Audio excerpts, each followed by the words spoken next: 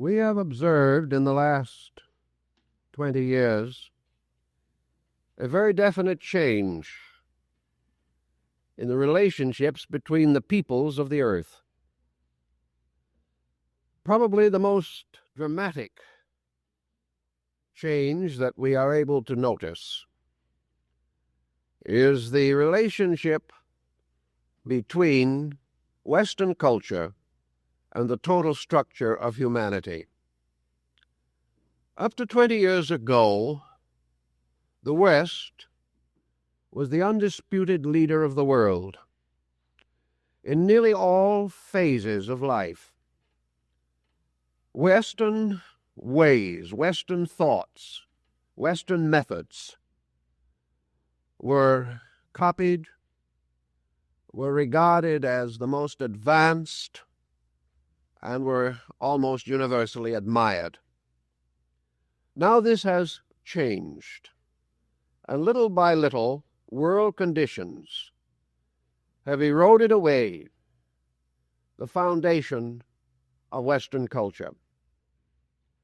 While we do not like to emphasize this point or really think about it, we are faced with it, and we are in the embarrassing situation of gradually losing our supremacy in the various areas of man's thinking and living.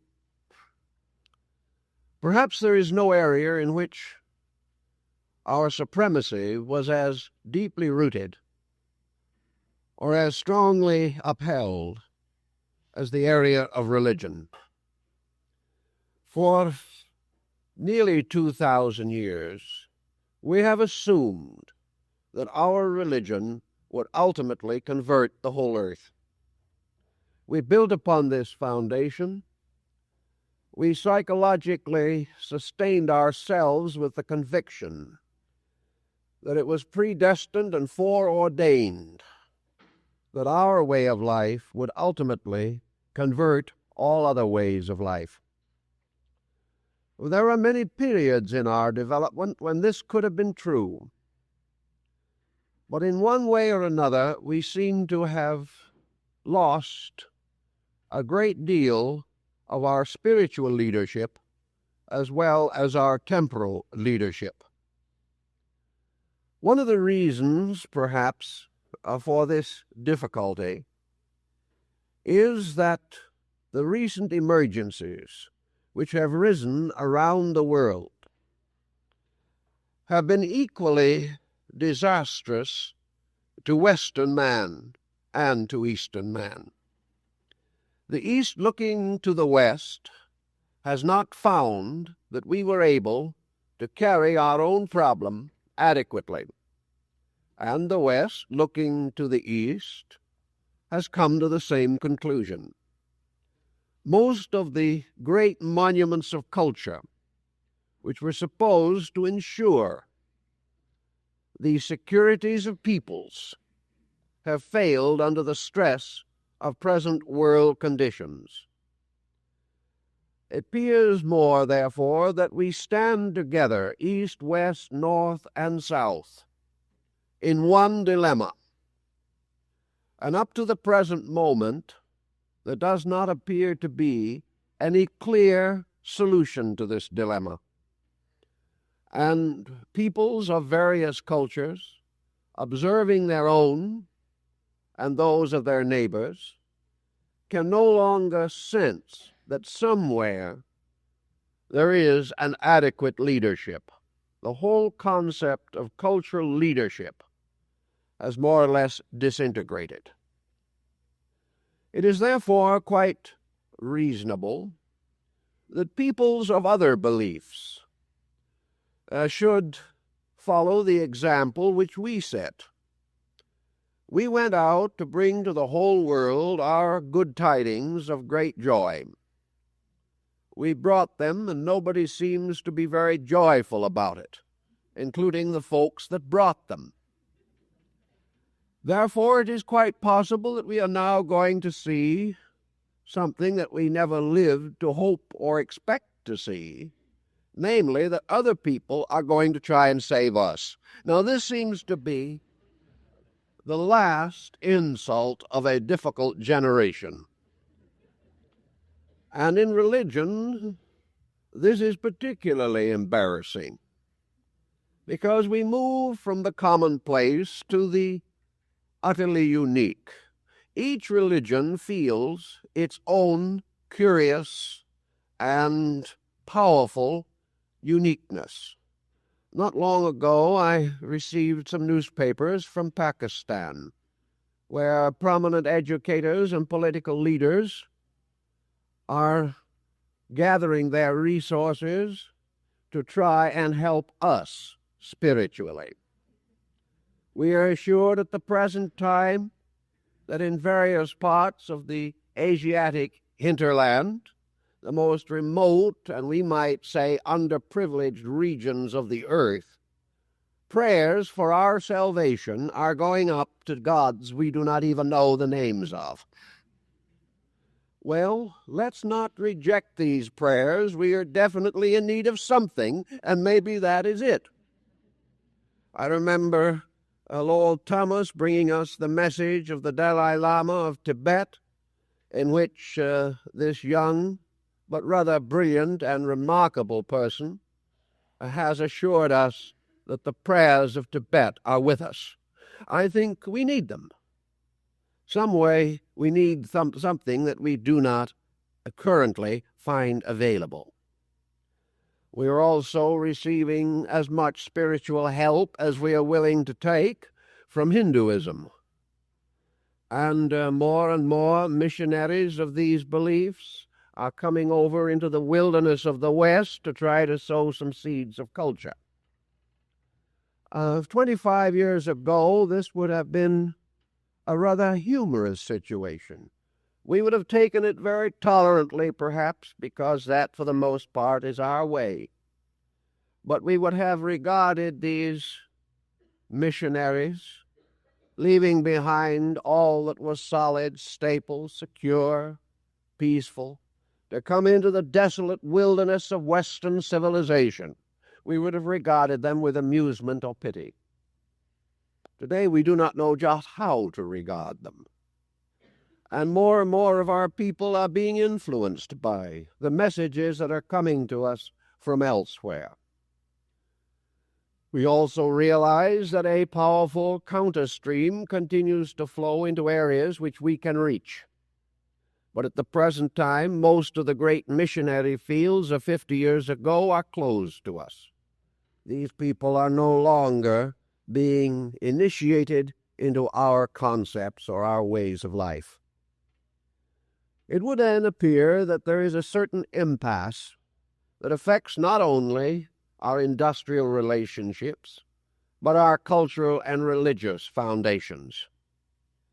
We are informed, for example, were in an article not long ago that if we make an invention today, the Japanese will improve on it and sell it back to us cheaper than we can produce it ourselves. We find foreign labor problems encroaching upon the American concept of work. Incidentally, this concept of work has been growing rather dim in the West. Work is at the present time a kind of an unhappy chore that we do not engage in unless it is absolutely necessary. So little by little, viewpoints change. And in the midst of this changing, shifting pattern of culture, we are somewhat amazed to find learned works appearing, careful research projects being set up by other people in other parts of the world to try to find out what is wrong with us. This diagnosis is not always entirely satisfying to our thinking, but the detached observer often comes to some very valuable conclusions. Among the most brilliant Eastern scholars today is Dr. Suzuki. He is a man who exemplifies an East-West understanding quite different from the sentimentalism of the Western enthusiast or the continuing pressure of the Western missionary. Dr. Suzuki is an elderly man. He has had a very long life. He has become an expert in one of the most difficult sciences or arts of Eastern religion, and that is Zen. He has furthermore been a careful and thoughtful observer of the Western life way, and has for a number of years been lecturing at Columbia University. He is a member of the Japanese Academy, and brings to his viewpoints a scholarship that is equal to anything that we can produce here in the West. Perhaps one of the most fascinating thoughts in connection with Dr. Suzuki is that here we have a man of deep educational insight who has attained distinction in world leadership, who is most articulate in the English language, and who is a man generally respected for his erudition throughout the world. Yet this man has dared to make a specialty in a field still largely neglected in the West, and that is religious philosophy. He dares to be an idealist. He dares to think in terms of man's spiritual need. And yet he does this, or does these things, in a way that forces our attention. In a great many respects, Dr. Suzuki reminds me of Carl Jung in his approach to life, in his thought. And in fact, Dr. Jung has at least one occasion written an introduction to one of Dr. Suzuki's books. So we're not concerned too much with the abilities of Dr. Suzuki. These are established. But we are interested when he does a book comparing Buddhist and Christian mysticism. He comes to Christianity, obviously, as a non-Christian. 50 years ago, this would have meant there would have been no sale for his book in the United States. Now it is selling very nicely, thank you, because it is reaching into the lives of these people who, as Dr. Suzuki himself points out, are troubled in the core of their own lives. They are troubled by situations for which they have no reasonable solution. He does not, however, go on to make an odious comparison between Eastern and Western ways. He is too good a scholar for this. He points out certain things which he believes to be true, but he does not, in any sense of the word, attempt to proselyte on Western man. He would, however, like to suggest that there is something that Western man should be thinking about, and he also is not beyond noting that there are things that Eastern man should be thinking about. Perhaps Dr. Suzuki is attempting to establish the foundations of a world philosophy of life. He senses the great need for it, and he is quite certain that it cannot be accomplished except through a union of that which is known. Dr. Suzuki is not, however, interested in a merely sentimental tolerance between peoples. He realizes that it is far too late for this. He also realizes that tolerance is one of the most evident signs of intolerance. Where we tolerate things, it simply means that we attempt to convey the idea that we are broad-minded, when in fact we are not at all. Tolerance means that we are right, but we're willing to let the other fellow live if he insists on doing it. This is not the basis of any real understanding. What we have to have in the future is a rekindling, a relighting of the great fires of human purpose. fires that are burned very low and under the pressure of existing situations threaten to be entirely extinguished. In his effort to find a solution to this, it is perfectly natural and proper that Dr. Suzuki should take refuge in his own commitment, which is Zen. However, as he points out, Zen is only a word meaning a process. Zen is not a creed. It is not a cult. Zen is an attitude. Therefore, Zen can be involved in the attitudes of any people without taking them from their own root cultures. Zen is a way of looking at everything. And the learned doctor suspects that every man, everywhere, should begin to look, to seek with a new inner sense of sight for the foundations of his enduring philosophy. Dr. Suzuki expresses, therefore, considerable amazement, and this is a rather naive point of view, but profundity and naivete go together in Eastern thinking. The great wise people of the East have all been very childlike, and the same has largely been true of the most enlightened people of the West. Great depth of learning brings a gentle simplicity to living, and comes gradually to simply ignore the confusions and complexities that might disturb the inner tranquility of life. So with rather a childish point of view in this respect, Dr. Suzuki made a discovery. He discovered that there were some mystics in the West who seemed to be pretty good exponents of Mahayana Buddhism. He is acknowledgedly surprised. It never has occurred to him, or did not, up to the time when he began to give this matter serious consideration, that the very roots of the solution to our problem are also in our own culture as well as in his, and that on a common ground we could achieve a great deal.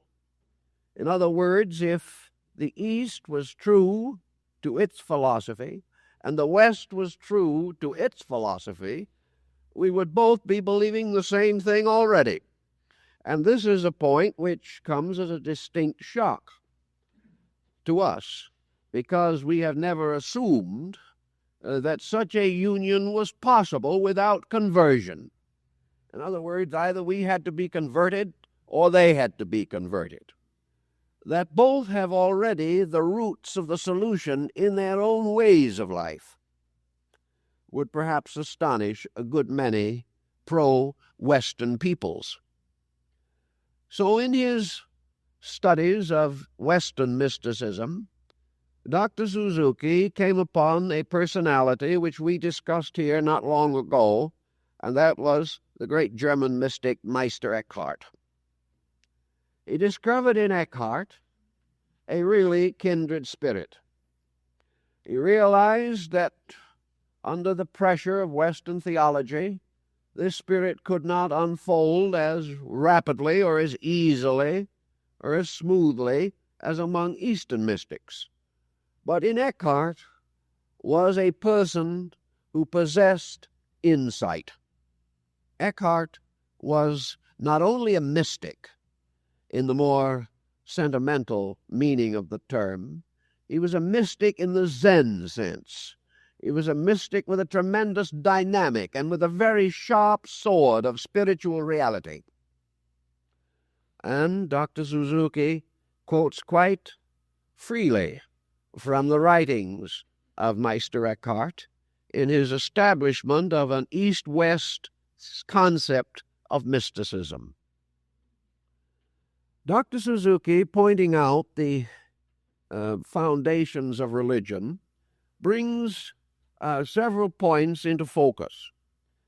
First of all, if we think, as he says, of Eastern religion, whether we agree with it or not, whether we accept it or not, we are inclined to think of something serenely aloof, quietly detached. We do not think of Eastern religion in terms of great aggressive movements. We do not think of Eastern religion in terms of a militant revivalism. We cannot imagine in the East a phenomenon like that of Billy Graham. The Eastern mind just doesn't work that way.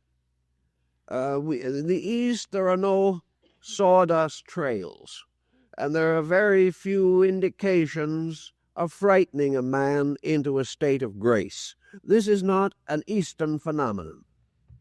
In the East, the tendency is to consider religion as quietude, religion as a very warm, peaceful search for value. Most of the images of Mahayana Buddhism, particularly in Japan, which is Dr. Suzuki's homeland, are either of a mild and pleasing nature, or else, if they have been inherited from some earlier East Indian source and still reserve or keep some of their gruffness or their apparent violence of appearance, the people themselves have long since interpreted all this violence out of them and regard the so-called grim and menacing images merely as the defenders of principles or as man's own shadow, man's own darkness, leading him astray. Therefore, to the East, these images of a more gruesome appearance, at least, simply suggest man as the departer from truth, and truth in turn slowly but grimly but inevitably bringing man back again to the consideration of the great values of existence. So we are most inclined to think of Zen as old Daruma huddled in his cloak, meditating toward a blank wall, and also to assume, with this posture, that there is in Eastern religion something strangely negative, and this, of course, is our last refuge against being converted to something else. We have come to the conclusion that Eastern man simply is less active, less determined, less resourceful, less certain of his course and way, and is lacking in those admirable ambitions upon which we build career. Of course, we are beginning to doubt this apathy in our Japanese neighbors, who seem to be rolling up their sleeves and doing a remarkable job of a number of things under many limitations that we do not suffer from. We are therefore mildly astonished at the economic restoration of Japan in the years following World War II. We open our eyes with a measure of surprise when we learn that the city of Tokyo has outrun New York and London and is now the largest city in the world, and also one of the best built and equipped cities. These things make us begin to wonder whether we can depend upon Oriental apathy, whether we can assume that these Eastern nations are going to doze their way through the ages while we continue to dominate the world. There seems to be some doubt about this, and the doubt is taking very positive shape. How then are we to look at this Eastern way, as perhaps Dr. Suzuki might invite us to look at it? Certainly we see the quiet, meditating figures of the Buddha, with his gaze upon some eternity beyond our comprehension. We have already come to know the gracious figure of Kannan, deity of compassion. We have come to like very much kindly Jizo standing on the roads that guard the courses of men. We are beginning to sense the simplicity and dignity of Shibui. We begin to think more and more of Japanese architecture, the simplicity of the Japanese home, the wonderful use of natural materials, and the perfect willingness of the Japanese intellectual to allow his home to sink into its environment, rather than to make it stand out like a bandaged thumb on the landscape. These changes begin to mean quite a lot to us. And we are affected by them perhaps mostly in the terms of a certain tranquility, a certain gentleness, a certain kindliness that these surroundings seem to stimulate within our own thought and emotion. On this ground, then, Dr. Suzuki points out that the Mahayana tradition especially, and in this book the doctor goes beyond Zen, to study at least in part the whole structure of Northern Buddhism, or what we might term here in the West the idea of Protestant Buddhistic thinking. He comes to the conclusion that this archetype, this vision, this picture of quietude, of integration, of a person not aggressive, but always giving the peculiar sense of being immovable. The individual who cannot be swept away by storm or stress, but has no storm or stress in himself. The individual who wins by a certain inevitability, which has come to dominate his thoughts and his emotions. To Dr. Suzuki, this suggests perhaps something of the Buddhistic archetype, the Buddhistic thought, the pattern underlying the entire concept. And by contrast, he points out that our Western religions from the very beginning have been religions of stress. From the earliest period of our religious history in the West, religion has been fighting for survival against something. It fought against the Egyptians, it fought against the Assyrians, it fought against the Romans. And its entire early history is a history of struggle, of wandering in wilderness, of strife, and of a continual record of disobedience continually punished. A scholar has noted that this to a great degree is the story of the Old Testament, which is little more than an account of the wanderings of a people striving desperately to preserve their faith against tremendous external forces, and then later to protect their faith against the weaknesses and corruptions in their own natures. These points to Dr. Suzuki are somewhat distasteful. He is just not a man of that kind. Now, we may say that he's wrong, but the point that we are interested in making at the moment is, this is his viewpoint. With the rise of Christendom, the struggle went on. The earliest profane histories of Christianity deal with the martyrdom of Christians in the Circus Maximus, the struggle of the early faith to survive the mysteries and tragedies of an early pagan environment, and then gradually the struggle of the church to survive itself, to divide the heretics from its own ranks, and to continuously persecute these heretics. The church in turn being again and again persecuted itself, so that down through the ages comes a vision of Western religion, a religion of continual defensiveness, a defensiveness that has written into the subjective structure of our faith the militant orthodoxy which we know. This orthodoxy is not something that the individual seems to feel that he needs. This orthodoxy is an armament against a continual enemy, against the pressure of everything contrary to his faith. And gradually it has become an armament against the pressure of the very denominations of his own religion. Out of all this, then, has come the concept that when you look at the structure of Western religion, as perhaps Dr. Suzuki, as a non-Westerner, sitting rather quietly in his own bamboo grove, would look at it, he sees in the West not the quietude and composure of a deep, warm, continuing conviction of value.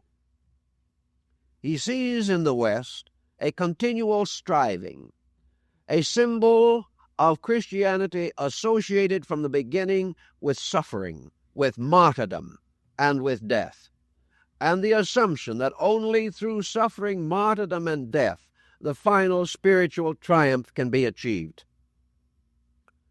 I don't like to speak for Dr. Suzuki, but I would assume from his book that Dr. Suzuki is not convinced that this psychology of religion, based upon man achieving virtue by way of suffering alone, or dominantly suffering, by way of continuing self-denial, through the abnegation of his own normal humanity, and his tremendous dedication in terms of pain to a conviction.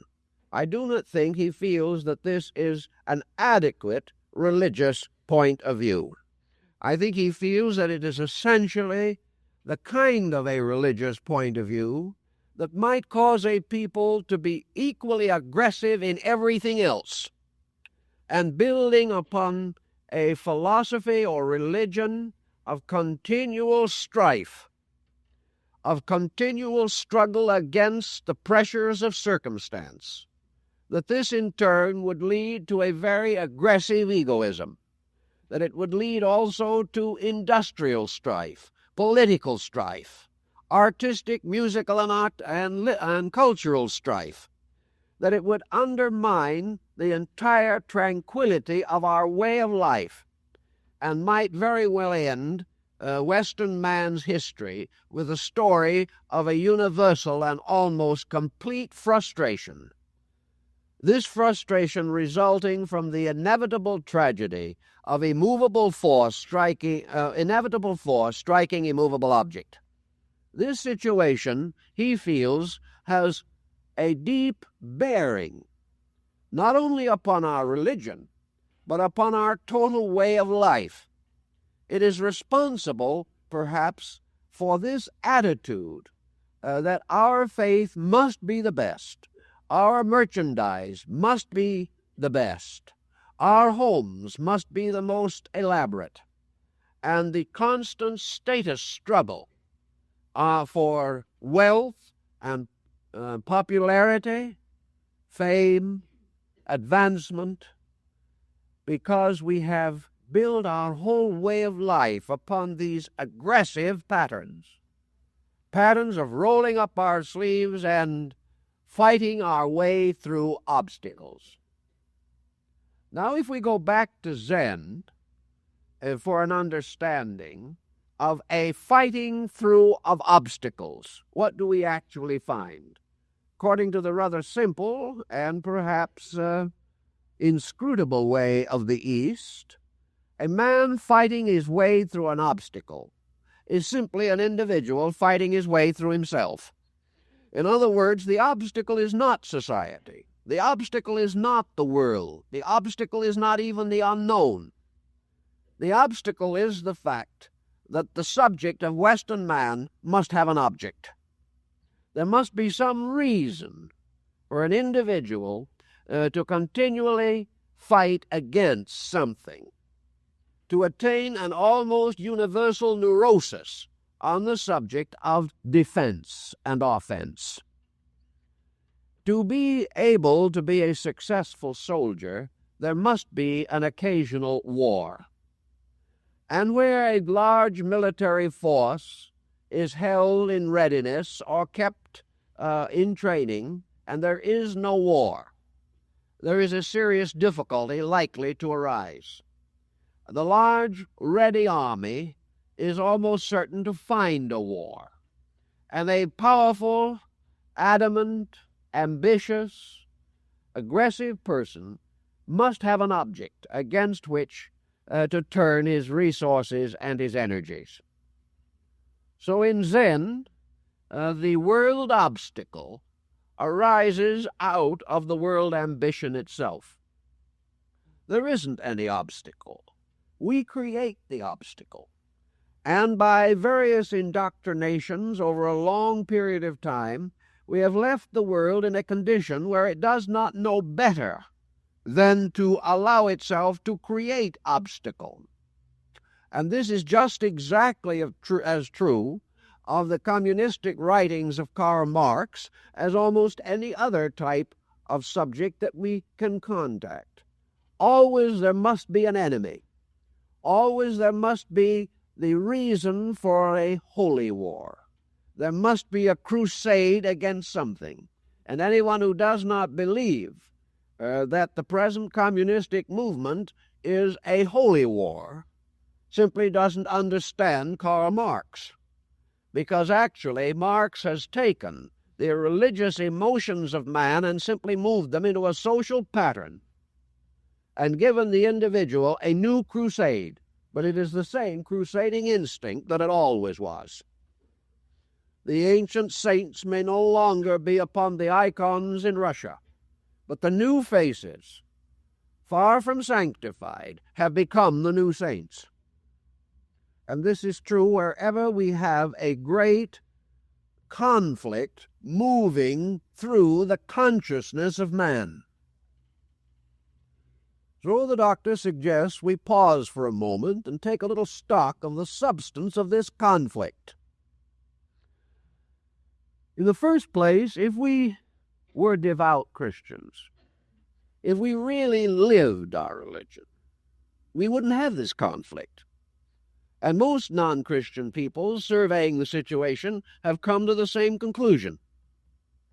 If we really believed that our universe was created by a good God, that throughout its entire existence it is in the keeping of a heavenly Father, and that this deity is capable at any time of any necessary intercession, and that this world is therefore eternally forever the production of a deity capable of controlling and directing it, we wouldn't all be out trying to take on God's work for him.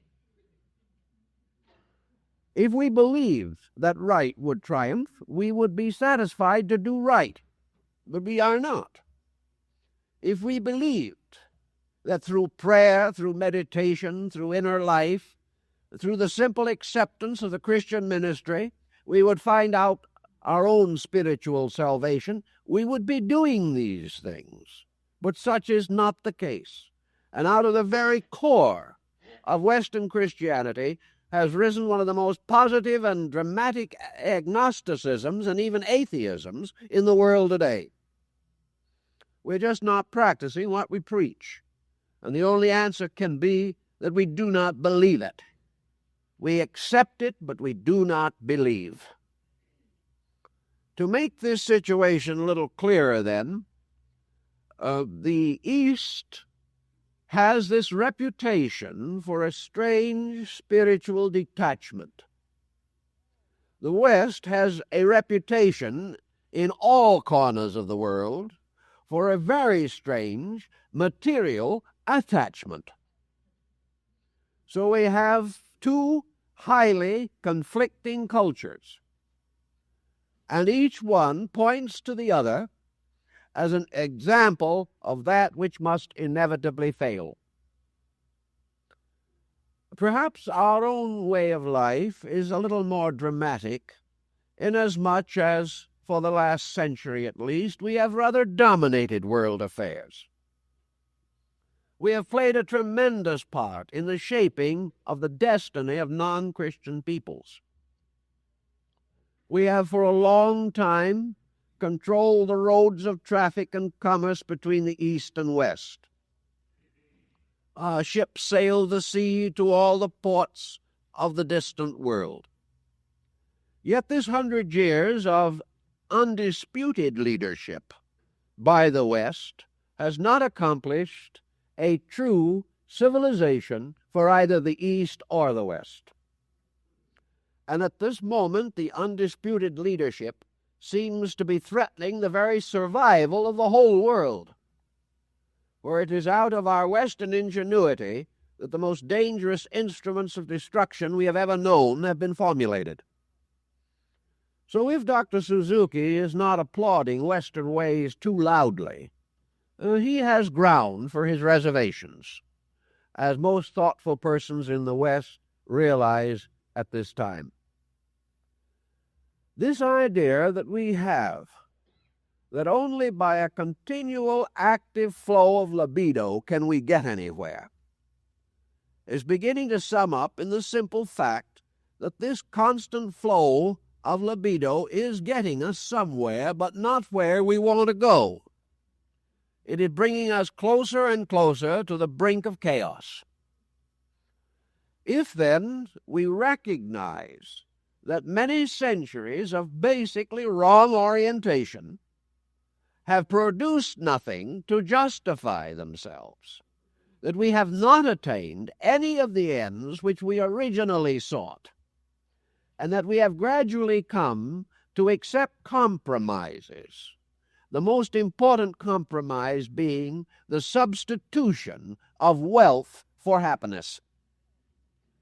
If these compromises in themselves are going stale, and if today we are producing a generation of peoples comparatively hopeless, without any principles, without any foundations to guide them, without any securities on which to build, it has now reached the point where our insecurity is beginning to threaten the security of other peoples, and where, just as surely as we view with alarm the spread of communism throughout the world, other non-communistic peoples, with a devout desire to have some form of security, are beginning to be alarmed at us, for they feel that our psychology of wealth at the expense of principle is as dangerous to ultimate survival as communism is.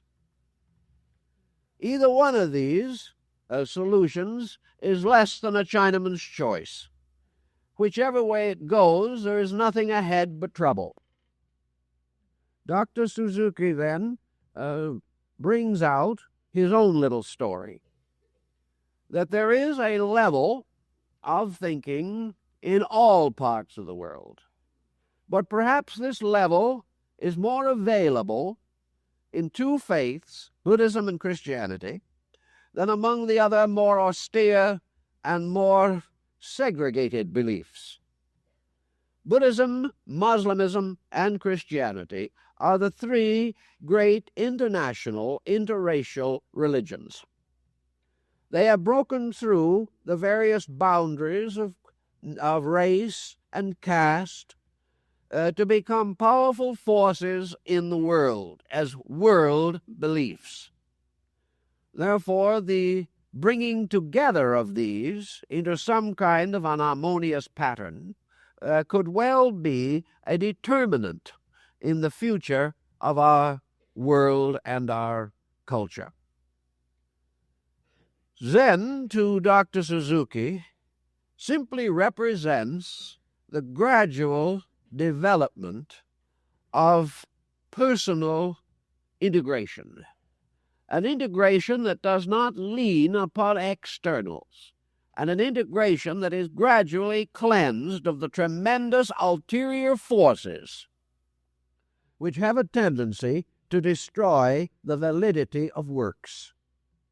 You will remember that at the very beginning of Christianity, the Christian mystic was a more or less dedicated person. He was vowed to poverty. He was vowed to an unselfish life of dedication. He was not supposed to own things. He was never under any condition to use his faith as a means of improving his own estate. He was to recognize the importance of the words of Jesus, that the one who would be the greatest among us, let him be the servant of all. Christianity, in its deepest, most mystical sense, was a religion of service. It was a religion of sharing and of giving. It was a religion of modesty and of conscience. And it would protect its followers against many of the great vices of the Roman Empire and later of the medieval extravagance of Europe by requiring of these followers a very simple, monastic, detached way of life. Somewhere along the line, this simplicity was lost. Somewhere along the line, Christianity moved from a foundation of good works to an increasingly ambitious position in world affairs. Little by little, the glories of the church began to exceed the virtues of the church. And after a while, deeply involved in world politics, the church became itself a political instrument. It became a great accumulator of wealth. It began to take a greater and greater part in mundane affairs. It produced at one time a great many cardinals and great leaders who were never even priests or monks, but were simply political persons raised to the cardinal's red while still in their teens. This type of situation could not but undermine the simple purpose of religion, and to place the individual in a highly combative, highly aggressive relationship in which it became more and more necessary for him to be astute in statesmanship and less necessary that he be a virtuous human being. This has been the story all the way along. It might have been the story among Buddhist peoples also, had it not been that, generally speaking, they did not have the physical opportunities for such a rapid motion toward materialism. There is plenty of materialism in Asia today, but this is not going to solve Asia's problem any more than it has solved the problems of the Occident. And Dr. Suzuki is convinced that a few mystics like Buddha, Meister Eckhart, and the founders of the various Zen sects of Japan were very clear in giving us certain advice, certain suggestions, certain ways of thinking, which could be of the greatest value to us. Now, there is another point that we have to take into consideration at this stage in our thinking.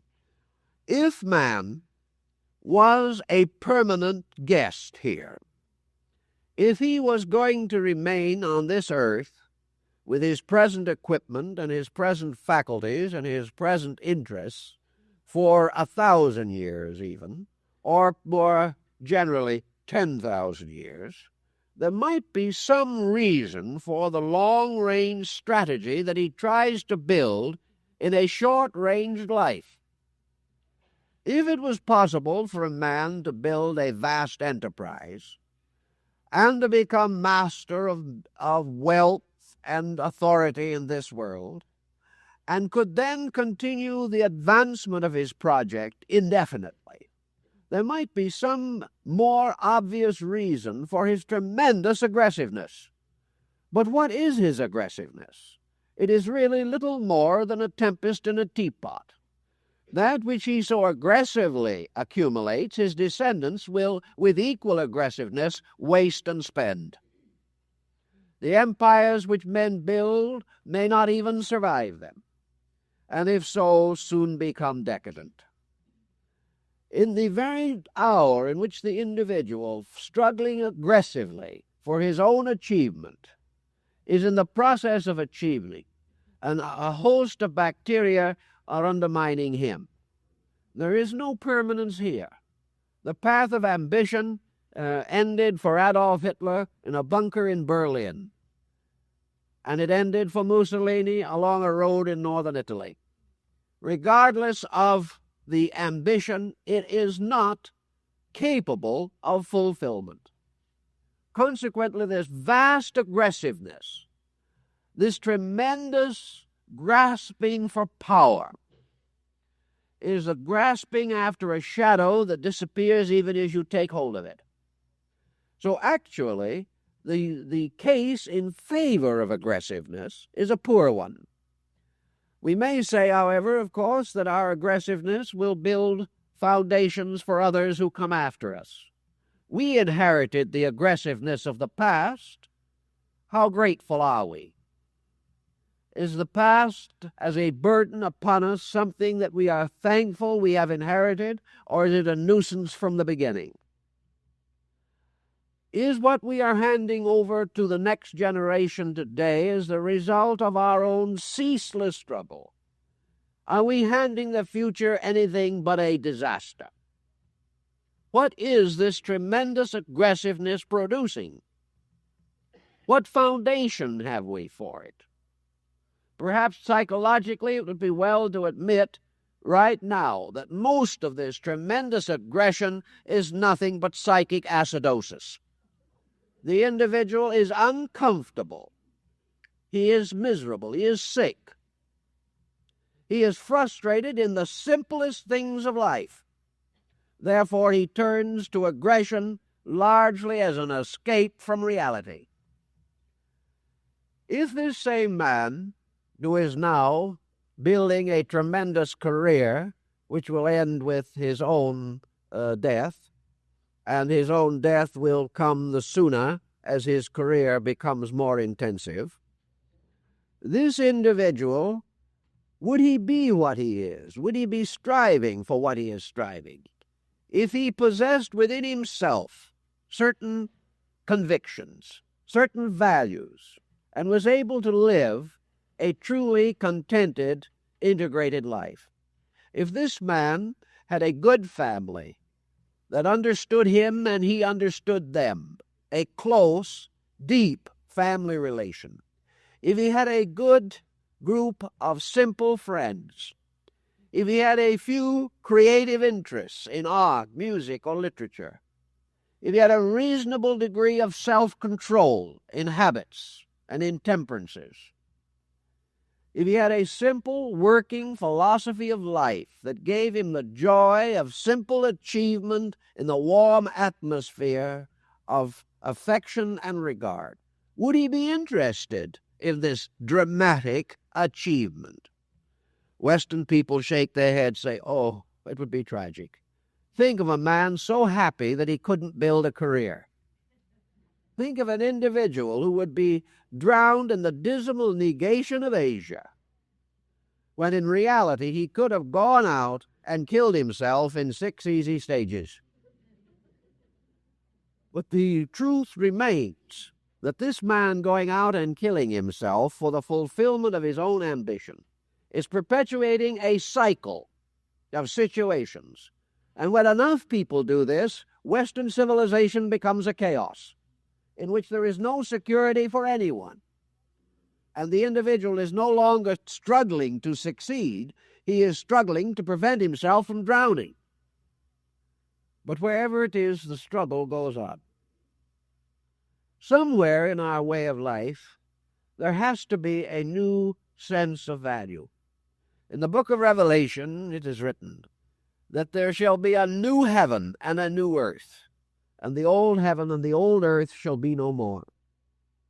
We're getting to the point where we're very much in need of this new heaven and this new earth.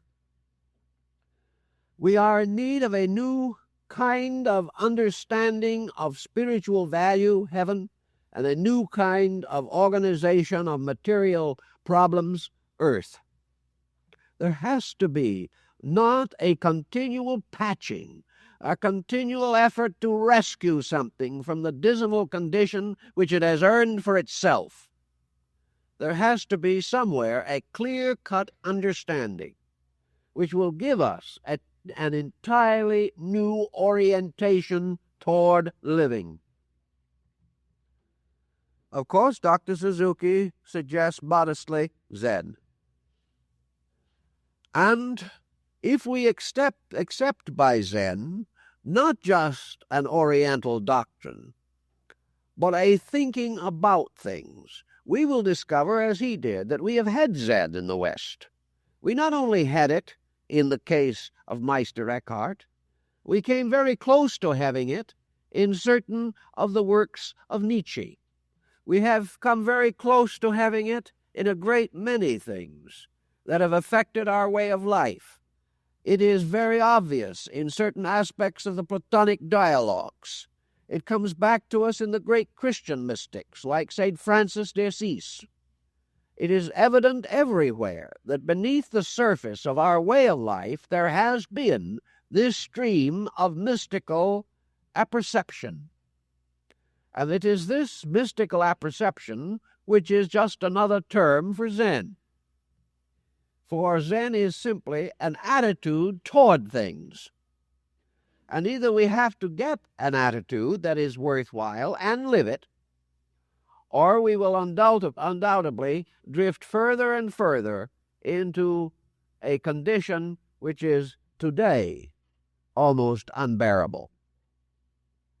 So Zen, with its composure, with its quietude, frightens the West.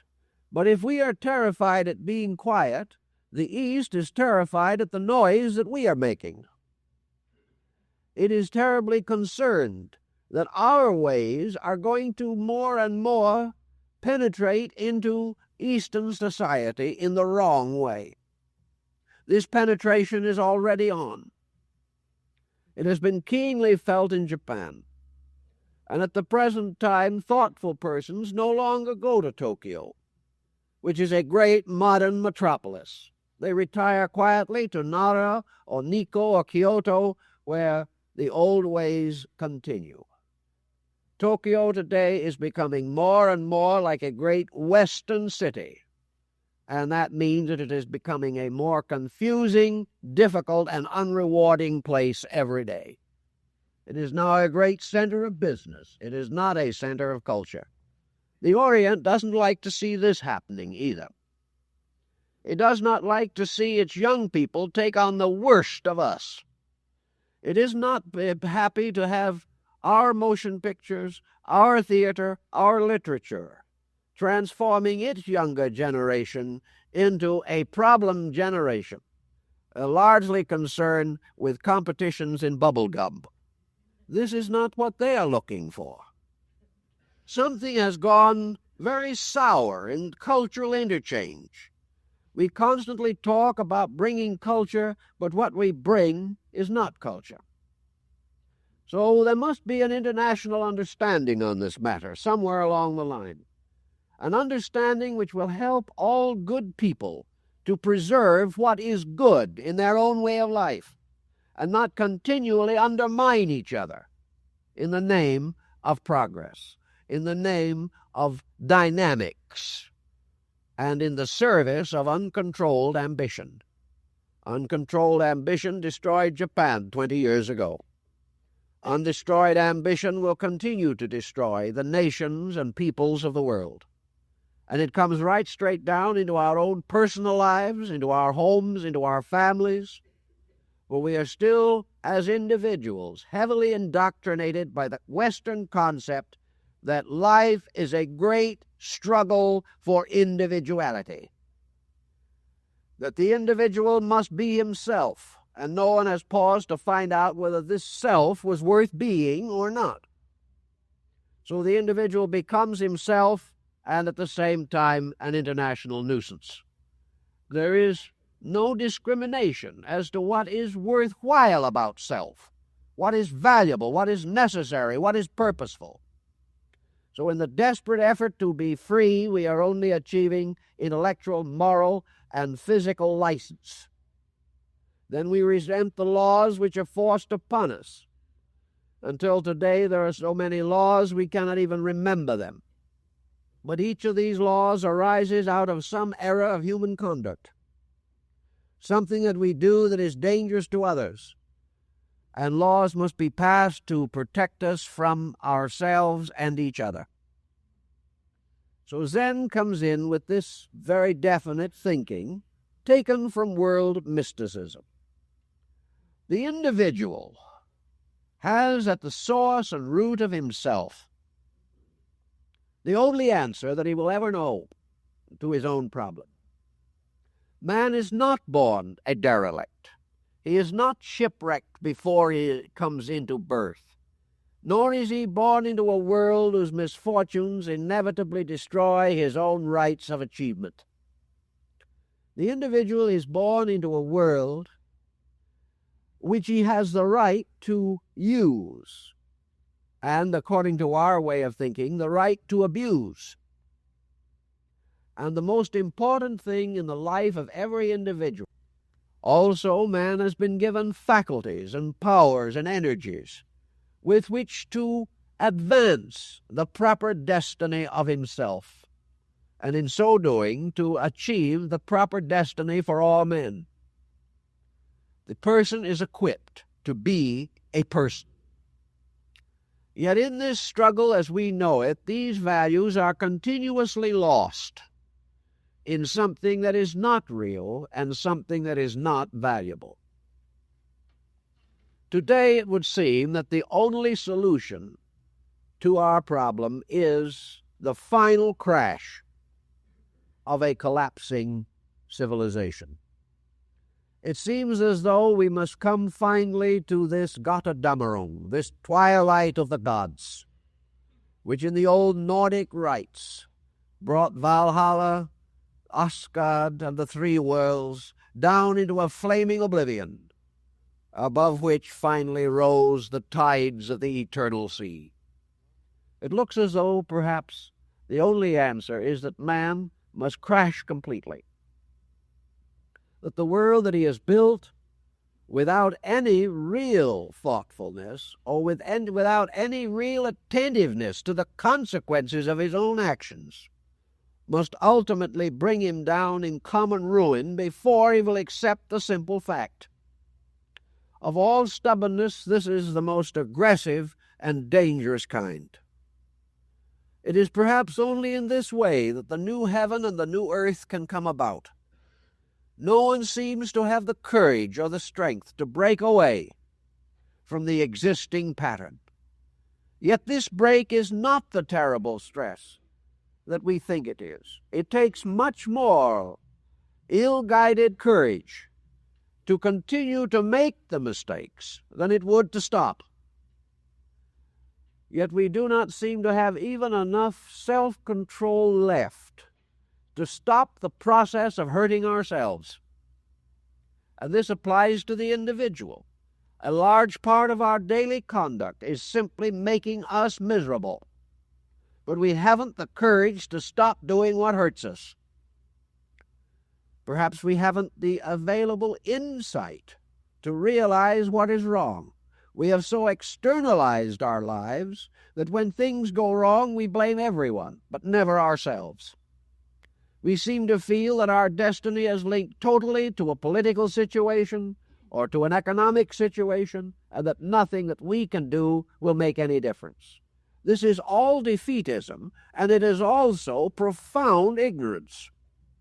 How any people with the largest group of well-educated citizens in the world can be so woefully deficient in the first principles of knowledge to believe that there's nothing you can do about this, that perhaps is the most astonishing phenomenon of all.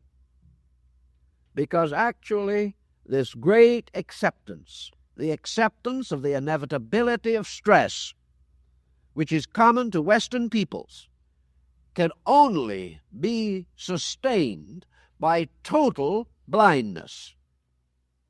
There is no way in which you can justify this position by any kind of basic thinking of any type.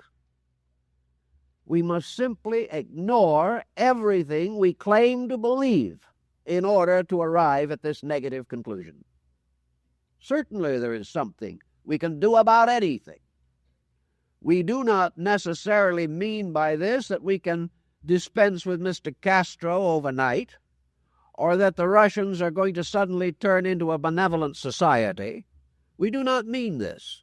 But what we do mean is that we as individuals can come into an harmonic adjustment with our world. We can come to recognize its faults and recognize its virtues. We can learn the lessons that it has to teach. We can live good, constructive, useful lives. we can meet the future with a good hope simply by beginning to understand ourselves and the principles upon which life is built.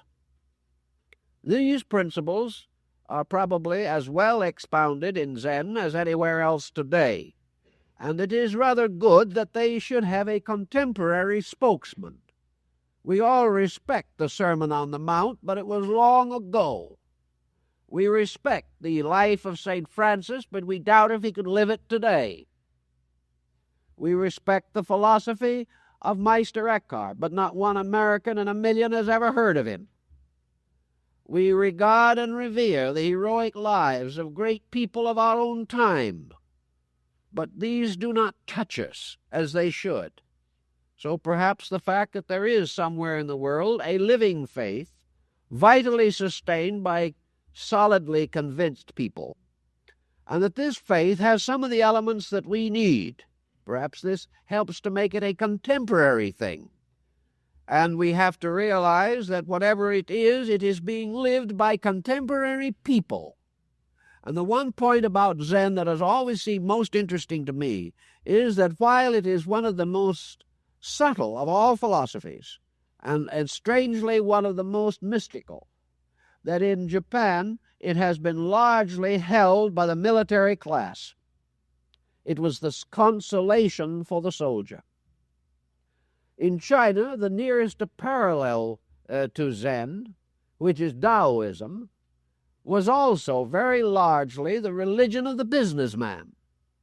Now here's mysticism dominating the life of the soldier in Japan, and mysticism dominating the life of the merchant, the shopkeeper, the businessman, the aggressive buyer and seller in China. Now, between the military aggressiveness of Japan and the industrial aggressiveness of the Chinese merchant, we have an environment of circumstances not so distant from our own. Here, the tremendous aggressiveness of man and his constant instinct to merchandise, perhaps these could be peculiarly reached by philosophy that has been most successful everywhere with this group or these groups. Now, why would Zen become the most important to a soldier? I think most of the boys of our own group who are in foxholes know the answer. Zen is a philosophy of a dynamic adjustment to inevitables. The soldier with a most uncertain future, facing death and pain almost every moment, separated from all the comforts and consolations of his normal life, living in constant hazard, is in the most immediate need of the most dynamic conviction. And it is only by some such conviction that he can sustain himself. The general life of the soldier is today the life of Western man. We live as he did and does, under a constant insecurity. We live as he does, under a pressure of circumstances that appear dictatorial and arbitrary, but against which he cannot rebel. We live almost as he does, whether it is in a foxhole or a fallout shelter. We are faced with his insecurities. Therefore, he needs something that gives him a dynamic adjustment to a total plan, gives him an insight into a good that transcends life and death, and something which he can immediately apply to his inner consciousness with some form of satisfying results. In other words, he has to utterly face this sense of transiency, which is everywhere in our way of life.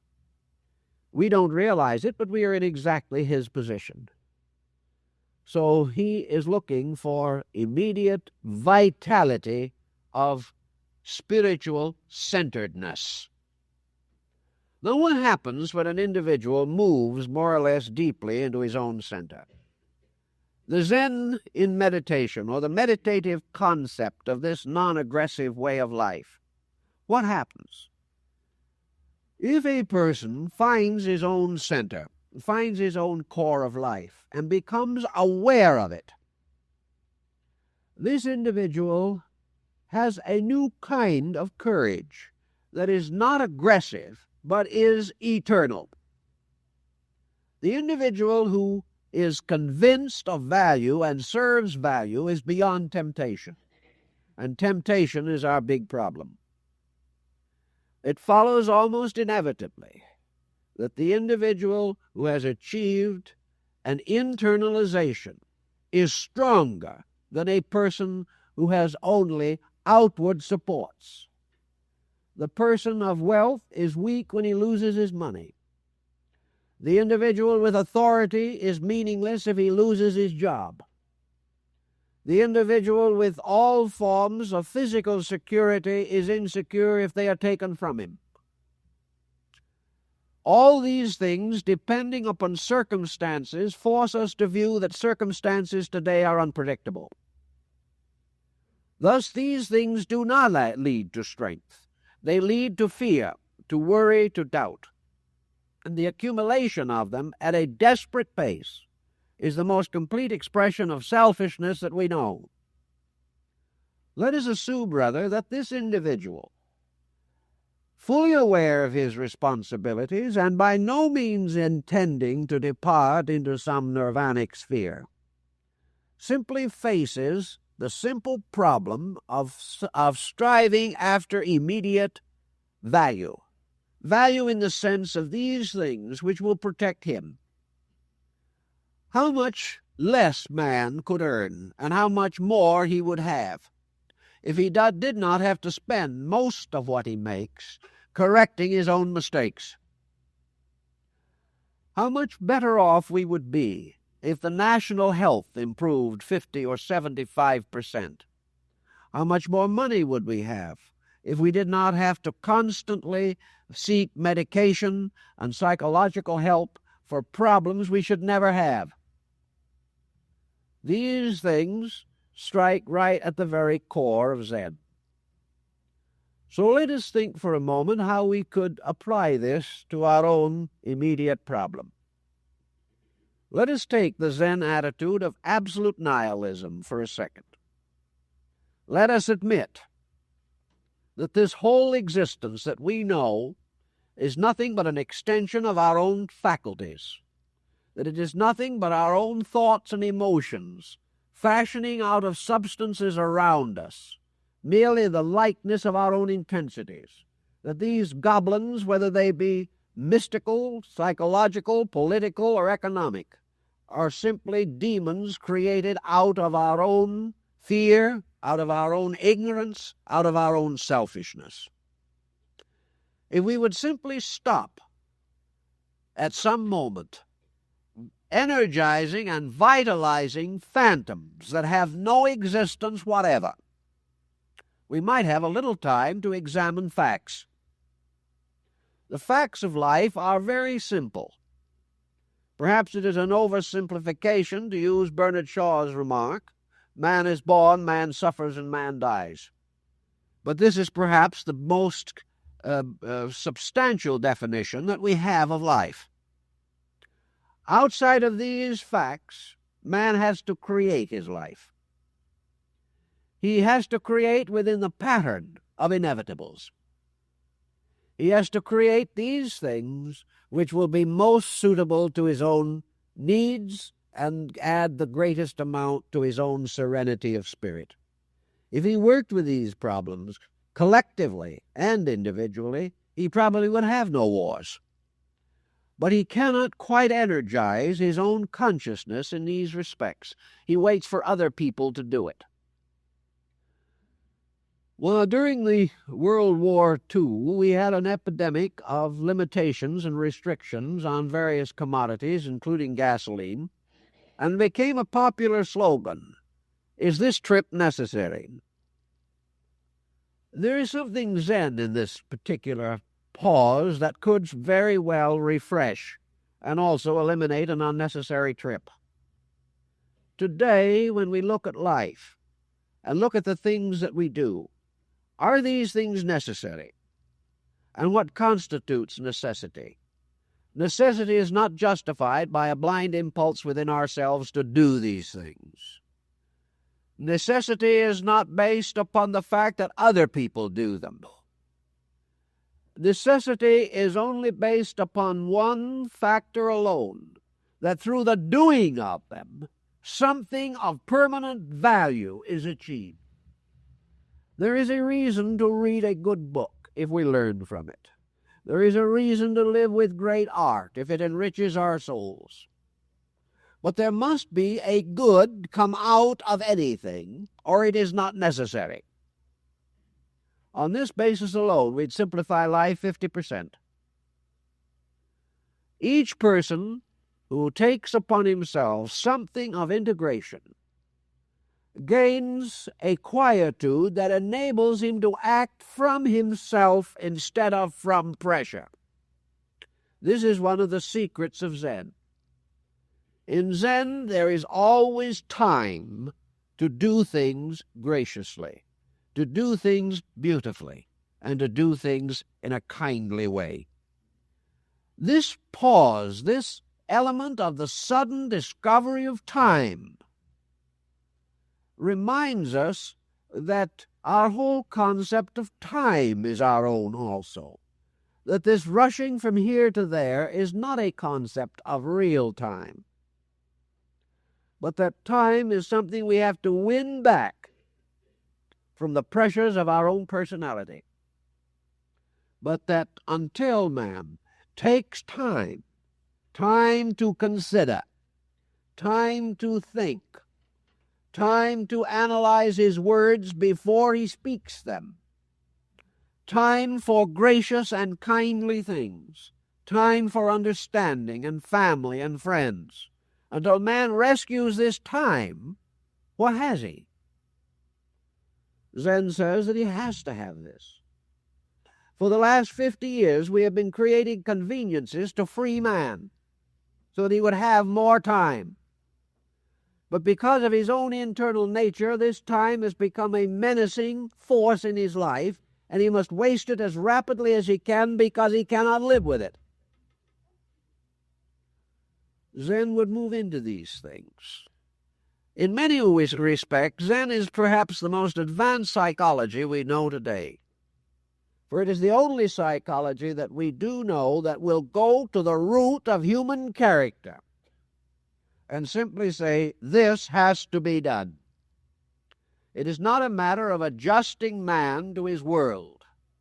It is the problem of adjusting man to himself.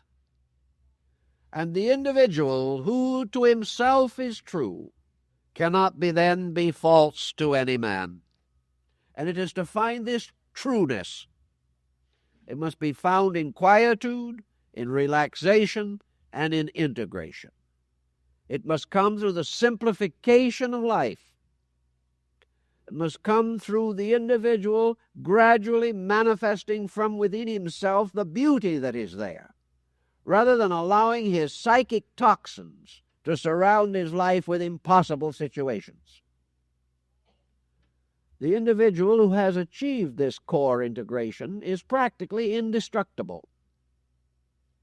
Not only that, but his pressures will always be in the direction of the common needs. He can be captured, but he can never be conquered. He can never be anything but what he is, a free person in space. His adjustments are the gracious gesture of one who recognizes what is necessary and does it. But never for a moment is he captured by the delusion of the world in which he lives.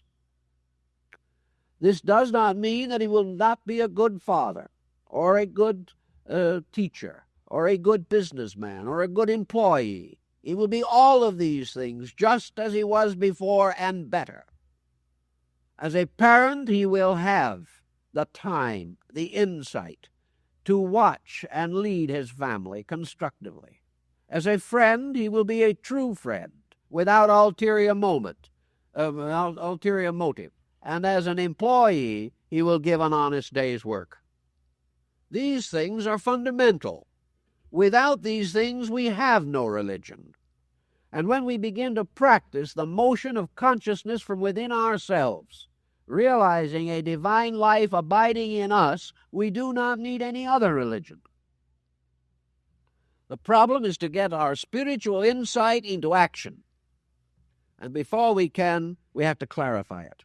And the only way we can clarify it is quietly experience through the illusions of matter and become dynamically aware of this tremendous eternity that is within us.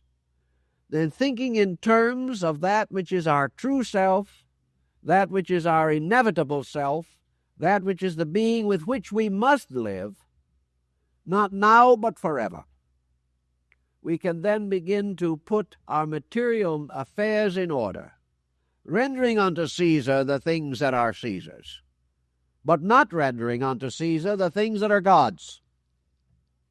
That we will do all things as well as we can and better every day, but we will not create false allegiances either in our personal thinking or in our collective careers. We will weigh everything and cling to that which is good. But to do this, we have to have quietude. We have to be able to sit down and examine value, to understand, to search, to feel, to experience, to know, and to put the wonderful experiences of the inner life above the confusion and crashing of outer existence. So Zen simply tells us that it's time to sit down, be quiet, and find out what the universe wants of man. And that unless we do this, we are going to be in trouble.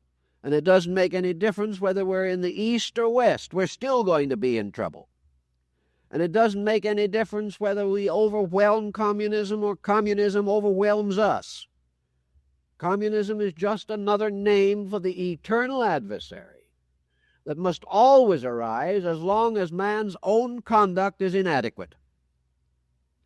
When we ruin the world, something comes along. It is not the thing that is coming that is the true cause of our problem. The cause of our problem is that we have permitted the world to get into such a condition that these violent situations arise. The answer is to prevent them by having a world that is already in order, having a life that is already in order, so that comes what will, we are still able to face it with understanding, integrity, and insight. And on the basis of this type of thinking, I think Dr. Suzuki has a message for us.